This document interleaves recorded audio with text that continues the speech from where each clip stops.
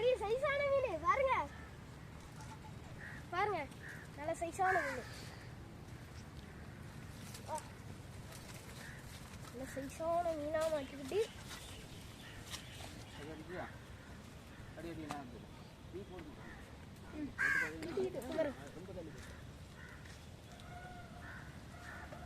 நல்ல சைஸான மீன் பாருங்க.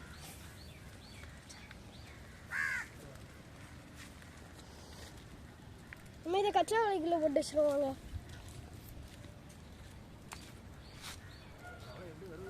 கச்சா வலைக்குள்ள ஏற்கனவே 3 மீன் பிடிச்சி போட்டிருக்காங்க பாருங்க. 3 நல்லா பெரிய சைஸ் இவங்க 3 பிடிச்சி போட்டிருக்காங்க.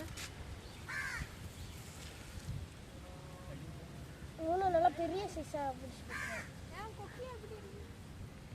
நம்ம இதையும் உள்ள போட்டுடலாம்.